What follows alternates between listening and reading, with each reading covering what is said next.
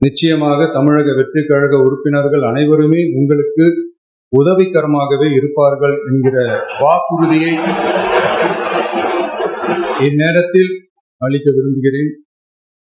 பேரவையின் மாண்பையும் கண்ணியத்தையும் பேரவை உறுப்பினர்களின் கண்ணியத்தையும் காக்க வேண்டிய பொறுப்பை உங்களிடத்தில் ஒப்படைத்திருக்கிறார்கள்.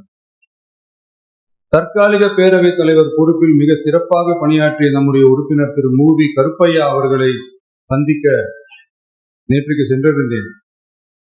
அங்கே முந்தைய பேரவைத் தலைவர்கள் படங்களை கண்ணுற்ற போது, அவர்களை பற்றி அறிந்த போது உண்மையிலே எனக்கு பெருமிதம் தந்தது.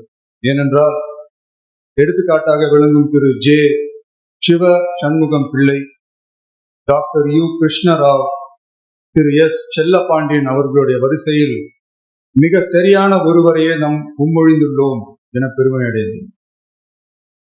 அதே போன்றுதான் நம்முடைய பேரவை துணைத் தலைவர் அவர்களும் நீங்கள் இருவருமே மிக சாதாரண குடும்பத்தில் பிறந்து மக்கள் பணியாற்ற வேண்டும் என்கிற அவாவில் செயல்பட்டு வந்தவர்கள். குணம் நாடி குற்றமும் நாடி அவற்றுள் மிகை நாடி மிக்க கொளல் எனும் வள்ளுவரின் வாய்மொழிக்கேற்ப சட்டமன்ற நடவடிக்கைகள் சீராக, செம்மையாக, அமைதியாக நடைபெறும் வகையிலும் சட்டமன்ற ஜனநாயக பண்புகள் நெறிமுறைகள் பேணி பாதுகாக்கப்படும் வகையிலும் இந்த அவைக்கு பேரவை தலைவரும் பேரவை துணைத் தலைவரும் பெருமை சேர்ப்பீர்கள் எனும் நம்பிக்கை எனக்கு உண்டு. அரசியலுக்கு அப்பாற்பட்டு மனிதர்களை மதிக்கும் நல்ல பண்புகள் நிலைநாட்டப்பட வேண்டும். தமிழ் பண்பாடு போற்றப்பட வேண்டும்.